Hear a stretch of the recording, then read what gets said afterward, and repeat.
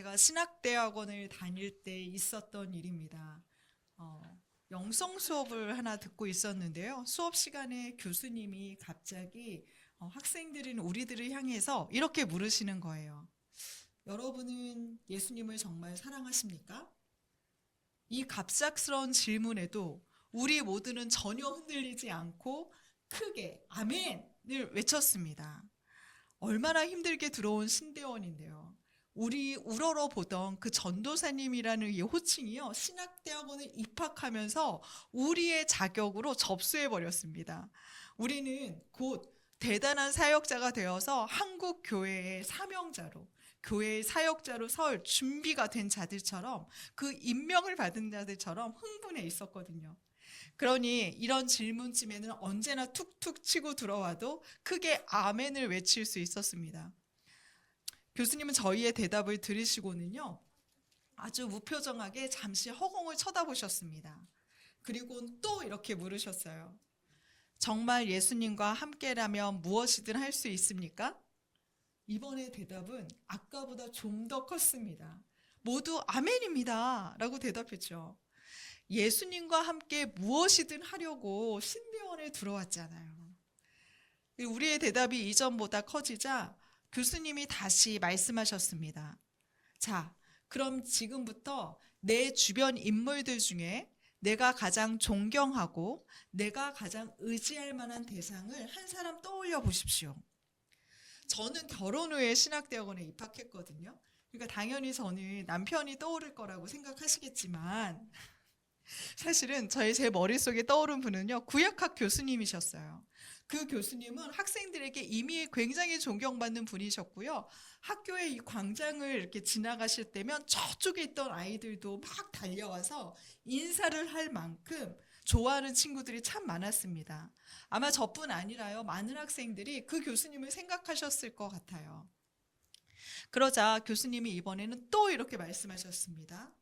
만약 여러분이 떠올린 그 한 사람이 여러분에게 이렇게 손을 내밀고, 자, 나와 함께 개척하자. 그러면 어떨 것 같습니까? 어떨 것 같은지 생각해 보세요. 질문이 끝나자마자 제 마음이 막 벅차 올랐습니다. 교수님이 만약 저를 선택하셔서요, 저에게 다가와 자네, 내 개척에 함께 하세 라고 이렇게 말씀해 주시면요, 저는 당장 그 손을 잡고 뭐든 할 수 있을 것 같았습니다. 그분의 신뢰가, 저를 향한 초대가 이미 너무 감격스러울 것 같았어요. 그리고 교수님 주위에는 좋은 분들이 엄청 많잖아요. 그분들이 함께하면 교회도 금방 성장할 것 같았습니다. 잠시 그 생각만을 해도 그게 흥분하는 마음을 갖고 있는데요. 교수님이 이번에 이렇게 질문하시는 겁니다. 자, 그 손 내민 사람 옆에 이번엔 예수님을 세워보세요. 그리고 예수님이 똑같이 여러분에게 말씀하십니다. 자, 나와 함께 개척하자. 그러면 여러분은 누구 손을 잡겠습니까? 그런데 여러분, 너무 신기한 일이 일어났습니다. 제가 예수님 손을 안 잡고 싶더라고요. 예수님 따라가면 분명 엄청 고생할 것 같아서요. 가지도 못하고 먹지도 못하고 잘 누리지도 못할 것 같았고요. 왠지 사람들도 예수님이 담임 목사인 교회는 안 갈 것 같더라고요. 그래서 예수님과 함께하는 교회는 결국 내가 고생만 하다가 망하는 교회가 될 것 같은 마음이 들었습니다. 그런데 예수님을 따라야 진짜 교회가 되는 거잖아요. 사실 성경이 그렇게 말하고 있지 않습니까? 그런데도 제 마음속 현실은요, 교수님 손을 잡고 싶다라는 생각이 제가 들더라고요. 제가 이런 마음을 만나면서요, 저도 되게 이상했어요. 아니, 왜? 예수님 뜻대로 하려고 그렇게 공부해서 신대원에 들어와 목회자가 되려는 거 아니었어? 그런 생각을 하면서요, 저도 이 다른 제 마음에 당황하고 있었는데요. 그때 수업을 인도하시던 교수님이 이렇게 말씀하셨습니다. 여러분은 예수님을 사랑은 하지만 여전히 신뢰하지 못하는군요. 아마 우리 모두의 표정이 별로였던 것 같아요. 이 말씀이 사역을 하는 내내 제 마음에 남았습니다. 주님을 사랑은 하지만 여전히 내 전부를 드리고 있지는 못하는 게 아닐까? 여전히 난 주님을 온전히 신뢰하지 못하고 있는 건 아닐까? 이 질문을 사역을 하면서 얼마나 많이 떠올렸는지 모릅니다. 성경의 어떤 약속과요, 내가 처한 상황, 이 현실이 다를 때 우리는 종종 머뭇거리게 됩니다. 그리고 언약을 붙들지 상황을 선택할지 고민하게 되죠. 당장 언약을 붙들면 지불해야 될 고통과 손실이 있기 때문입니다. 바로 그때 내가 정말 의지하고 살고 있는 것은 무엇인지, 나는 그렇게 사랑한다고 말하는 주님을 온전히 신뢰하고 따르고 있는지를 알게 됩니다. 오늘 본문 속 이스라엘과 모세 역시 언약과는 다른 현실, 그 상황 가운데 놓여 있습니다. 언약은 구원인데요, 현실은 더 큰 억압입니다. 언약은 새 땅인데요, 현실은 애굽입니다. 언약의 전능자는 하나님이신데요, 이 현실의 전능자는 애굽 왕 바로입니다. 이 세상 상황에서 이들은 무엇을 선택할지 결정해야 했습니다. 언약을 붙들고 하나님을 끝까지 신뢰할지, 아니면 지금 좀 학대를 받더라도, 지금 좀 고난을 받더라도 내가 이 상황을 이겨내 주님을 따를 것인지, 아니면 이 손해를 감수하지 않고 그저 이 덜 힘든 상황에 안주할지를 결정해야 했습니다. 그리고 이들은 한 가지 결론을 냈는데요, 그것은 언약이 아니라 현실을 선택하기로 결정합니다. 그래서 그들은 하나님의 백성이 아니라 그저 애굽 왕의 노예로 안전하게 살기를 간구합니다. 자, 오늘 우리가 읽은 본문에서는요, 하나님께서 모세를 다시 부르신다는 소명, 모세의 재소명 확인장이라고 신학자들은 말합니다. 다시 모세에게요 또 사명을 부여하시는 거예요. 왜요? 모세가 소명을 잃어버렸기 때문입니다. 그는 하나님의 말씀대로 바로 앞에 섰잖아요. 그런데 결과는 실패입니다. 소명을 주셨으면 실패하면 안 되잖아요. 소명대로 하면 반드시 성공해야 하잖아요. 이것이 바로 모세와 이스라엘이 갖고 있는 신앙의 패턴입니다. 성공해야 하나님의 뜻이다. 말씀대로 하면 실패하지 않는다. 그런데 실패했잖아요. 바로 왕이 이들을 거절했잖아요. 그들은 이 자신들의 사고 안에 있는 신앙 패턴에서 도저히 이 상황을 해석할 수 없는 겁니다. 이런 하나님이라면, 이런 신앙생활이라면 내가 기대한 모습은 아니다. 그러면 난 이 일을 따를 수 없다 라고 결정하는 거예요. 그래서요, 이스라엘은 모세를 거절하고요, 모세는 또 하나님을 거절하는 겁니다. 그래서 우리 지난주 봤던 6장 1절 말씀을 보면요, 하나님께서 이렇게 말씀하시잖아요. 이거 실패 아니야. 나의 강한 손이 너희를 구원해낼 거야. 나의 강한 손이 바로를 눌러서 바로가 너희를 그냥 보내는 게 아니라 제발 나가달라고, 쫓아내듯 너희를 보내게 될 거야 라고 말씀합니다. 그러니까 하나님은요, 고난이 실패가 아니라는 거예요. 하나님의 뜻대로 움직였는데 현실이 더 어려움에 처해 있어? 그러면 그거는 실패가 아니라 싸워야 할 영적 싸움, 영적 전쟁, 언약이 진행되는 과정이라고 말씀하고 있는 겁니다. 그런데 모세의 마음이 풀리지 않아요. 그러자 하나님이요, 이 모세에게 다시 한번 자신의 새로운 이름을 부여하시는데요, 우리 6장 2절과 3절 말씀을 새한글 성경으로 한번 읽어보겠습니다. 시작. 하나님이 모세에게 말씀하셨다. 그에게 이르셨다. 나는 여호와다. 아브라함과 이삭과 야곱에게는 내가 엘샤다이, 전능하신 하나님으로 나를 나타내 보여주었다. 그렇지만 여호와라는 이름으로 그들에게 나 자신을 알려주지 않았다. 자, 이 말씀이 좀 생소할 수 있는데요, 잘 살펴보면 이 안에 굉장한 영적인 의미가 담겨 있음을 알게 됩니다. 이게 무슨 뜻이냐면요, 하나님의 이름은 여러 가지잖아요. 아픈 사람에겐 여호와 라파, 치료하시는 하나님이고요, 전쟁하는 사람에겐 여호와 니시, 승리하시는 여호와로 나간단 말입니다. 그런데 아브라함과 이삭과 야곱에게는요, 엘샤다이, 전능한 하나님으로 그들에게 다가가셨다는 거예요. 우리 창세기 12장을 보면요.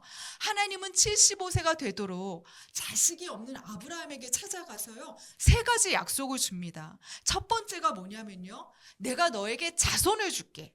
근데 그 자손이 하나가 아니라 별처럼 많아. 그래서 그 자손이 민족이 될 거야. 내가 그 민족을 너한테 줄 거야.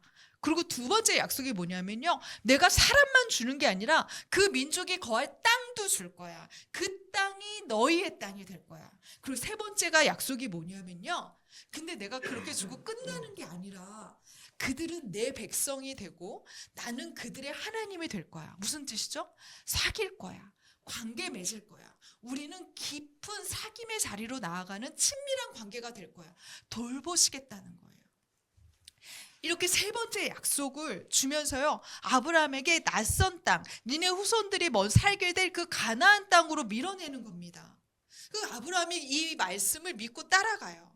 그래서 그의 아브라함의 아들 이삭, 또 이삭의 아들 야곱까지 아브라함에게 주신 그 약속 때문에 가나안 땅에 머물게 됩니다. 하지만 여러분, 낯선 땅에서 산다는 것이 어디 쉬운 일입니까? 굉장히 어려움이 많잖아요. 옆에 부족이 쳐들어오고 나라가 쳐들어오는 전쟁도 경험했고요. 내가 판 우물을 그대로 빼앗기는 일들도 있었습니다. 흉년과 가뭄과 어려움이 있을 때마다 의지할 친족이 없는 거예요. 그러니까 이들은 그때마다 어려움에 빠졌습니다. 근데 그때 하나님이 찾아가서요. 이렇게 말해주는 거예요. 나 엘샤다이야. 나 전능자야. 너희들에게 이 땅 줄 거야. 너희 이방인 아니고 이 땅의 주인이야. 내가 지키고 보호해 줄게. 그들에게는 절대적인 전능자 엘샤다이 하나님으로 다가간 겁니다. 그래서요, 창세기에 아브라함과 이삭과 야곱의 하나님은요, 전능하신 하나님, 불가능한 약속을 이루어 주시겠다고 말씀하시는 엘샤다이 하나님으로 다가가 주신 거예요. 자, 그러면 출애굽기의 하나님은 어떤 하나님이냐면요, 이 약속을 반드시 이행해내고 마는 야훼 하나님이라는 겁니다.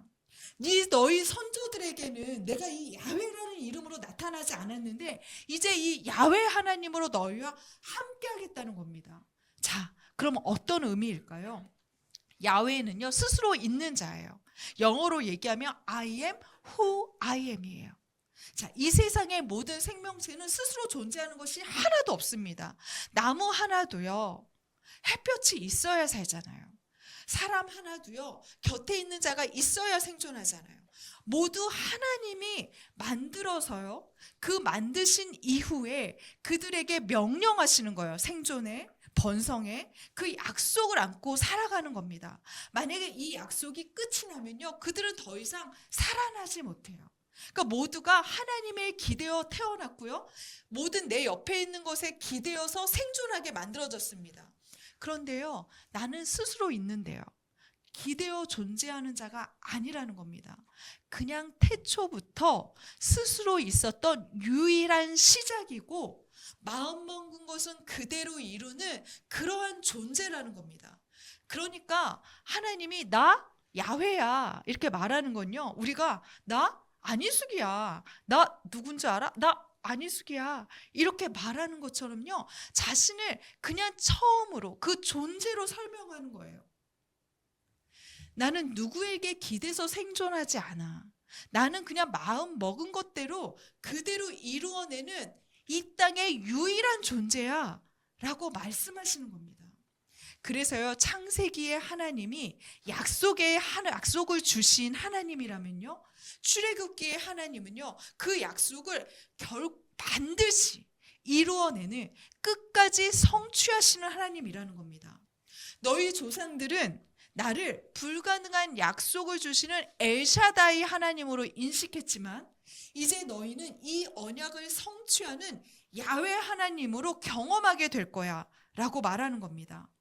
자, 지금 이스라엘 백성은요, 하나님이 엘샤다이 하나님이라는 것은 알아요. 자신들이 이렇게 큰 민족이 돼서 이 땅에 서 머무는 이유를 알잖아요. 그걸 들었단 말이에요. 그래서 하나님의 전능하심을 머리로는 이해하는 단계까지는 되었습니다. 그런데요, 이 하나님과 깊은 만남과 경험, 사귐이 아직 없는 거예요. 여러분, 요한복음에 말씀이 육신이 되었다라는 예수님의 표현은 무엇이냐면요, 하나님의 말씀이 보이지 않던 그 말씀이 실제가 되어서요, 육신처럼 내 삶에 막 쳐들어오는 거예요. 내 삶에 막 영향을 주는 거예요. 나를 다른 사람으로 살게 하는 거예요. 이게 바로 말씀이 육신이 되었다는 의미거든요. 이스라엘은 이 말씀이 아직 하나님의 이 언약이 내 삶의 실제가 되는 경험은 아직 하지 못하고 있는 겁니다. 그러니까요, 현실이 어려워지면 언약을 버리는 겁니다. 그리고 그 상황에 그저 매몰되어서요, 빠져나오지 못하는 거예요. 지금까지 들었던 엘샤다의 신앙은 내게 머리에 있지만 이 고난 속에서도, 이 비참한 현실 속에서도 반드시 약속을 성취해내실 그 야훼 신앙으로는 넘어가지 못하고 있는 겁니다. 그러면 이제 어떻게 해야 합니까? 이제 이 억압의 현실에서 하나님을 만나야 합니다. 경험해야 해요. 그래서 고된 현실이 실패가 아니라 이 언약이 과정 중임을, 진행되고 있음을 살아내면서 경험하는 거예요.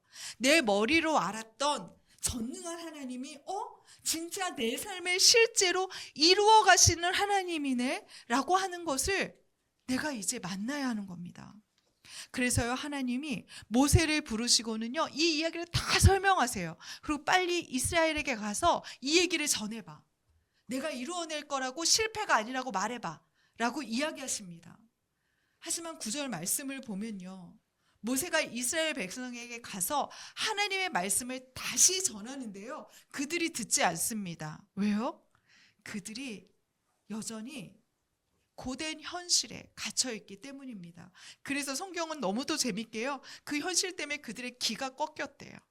아무것도 할 수 없는 존재가 되었다는 거예요. 우리가 언약이 아니라 현실을 선택하는 순간요, 잠시 고난을 피하는 것 같지만요, 결국엔 기가 꺾여요. 그 상황에 그냥 매몰되어 버리고 마는 겁니다. 그러니까 가서 말했는데요, 이들이 듣지 않으니까 모세가 어때요? 또 좌절하는 거예요. 내가 하나님 말씀대로 하니까 번번이 실패야 라는 걸 경험하는 겁니다. 그러니까 저는 이제 안 하겠다고 얘기해요. 그래서 12절에 뭐라고 말하냐면요, 이 백성도 내 말을 듣지 않습니다. 그런데 바로가 내 말을 듣겠습니까? 나는 입이 둔한 자입니다. 이 표현을 또 써요. 우리 이거 어디서 나왔죠? 4장에서 나왔잖아요. 입이 둔해서 난 말을 못해요. 근데 6장에서요, 제가 입이 둔해서요, 백성에게뿐 아니라 바로에게도 못 가겠어요 라는 말을 2번이나 사용하고 됩니다. 자, 여러분, 이스라엘은요, 더 큰 학대라는 이 현실에 매몰되었다면요, 사명자인 모세는요, 무능함, 무력감, 자격 없음에 대한 초라한 나에 매몰되어 있는 겁니다. 그러니까 하나님의 약속은요, 하나님의 존재는요, 이들에게 너무 힘없는 존재가 되어버리고 말았어요. 아무것도 할 수 없는 존재가 되어버리고 맙니다. 그래서 여러분 13절에 보면요, 하나님이 이번엔 모세와 아론 동시에 말씀하세요. 그 두 사람을 앉혀놓고 말씀하시는데요, 그럼 모세야, 너 혼자 가지 마. 둘이 함께 가. 둘이 함께 가서 바로에게 내 말을 전해 라고 이야기합니다. 하나님이 너 언제까지 그 얘기할 거야? 너 언제까지 그렇게 내 핑계대고 있을 거야? 라고 모세를 혼내지 않으시고요, 다시 아론과 그럼 같이 가라 얘기하면서요, 은혜를 베풀어 주세요. 그의 쪼그라진 마음에요, 다시 한번 힘을 주는 은혜를 베풀어 주시는 거예요. 그리고 우리가 읽지는 않았지만요, 이후에는 모세와 아론의 족보가 나옵니다. 갑자기 이 본문에 왜 족보가 들어갔을까요? 그래서 어떤 신학자들은요, 삽입 본문이라고 말하기도 해요. 그런데 여러분 보세요. 아무것도 못하겠어요, 저 실패했어요 라고 말하는 이들에게요, 하나님이 다시 한번 그들의 근원을 설명해 주는 거예요. 레위 지파의 시작을 이야기하면서요, 너희들 내가 우연히 지금 갑자기 부른 게 아니야. 너희들을 위해서 내가 예비한 시간이 있어. 너희들을 사명자로 부르기 위해서 내가 이 시간을 보냈어 라고 하면서 그들에게 사명을, 그 정체성을 다시 한번 일깨워 주는 겁니다. 여러분 보세요. 하나님은 이 언약을 위해서요, 너무도 열심히 일하고 계십니다. 실패 아니야. 너 우연히 지금 이곳에 있는 거 아니야. 우리 이 모든 삶 안에서 너희가 이제 경험할 하나님의 이야기가 있을 거야 라고 하면서요, 너무도 열심히 이들을 격려하고 계십니다. 자, 여러분 보세요. 출애굽기를 보면요, 이야기가 하나도 진전되는 것 같지 않아요. 6장에 이를 때까지요, 사장에서 소명을 거절했던 모세가 다시 등장하고요, 약간 원을 그르듯이 지지부진하면서 맴맴 이야기를 도는 것만 같습니다. 제자리를 맴도는 것만 같아요. 하지만 오늘 본문을 보면요, 모든 사람이 다 포기한 이 순간 하나님은 가장 강력하게 일하고 계신 한 분이 되셨습니다. 그래서 다시 좌절하고 다 멈추어버린 것 같은 오늘의 본문이 지금 우리에게는 아주 위로가 되는 하나님의 말씀이 됩니다. 뭔가 새로운 일이 일어날 것 같지 않아요. 예수님의 말씀대로 살았는데 계속 실패해요. 앞으로 전진하는 것 같지 않아요. 우리는 그 현실에서요, 오늘 본문 속 하나님을 만납니다. 아니야, 실패 아니야. 이제 너는 야훼 하나님을 보는 거야. 너의 머릿속에 있던 그 엘샤다이가 너의 삶에서 야훼가 되는 것을 경험하게 될 거야. 여러분, 바로는요, 끊임없이 너희의 주인은 나야, 내가 너희의 필요를 채울 거야, 그러니까 내 상황에 굴복해 라고 말하는데요, 그 굴복하라는 요청에 언약을 잃어버릴 만큼 우리는 두려워합니다. 하지만 이때 하나님은 뭐라고 얘기하냐면요, 실패 아니야, 다시 언약을 붙들어 라고 이야기하면서 자신을 향한 온전한 신뢰를 회복하라고 말씀합니다. 당장에 떨어지는 현실의 불이익에 흔들리지 말고 여전히 너를 돌보시는 그 하나님의 약속을 붙들고 나를 향한 신뢰를 회복하라 말씀하시는 겁니다. 여러분, 영성가이자 신학자인 헨리 나우에는요, 그의 생애 마지막 5년간 공중근해 고개에 빠져들었습니다.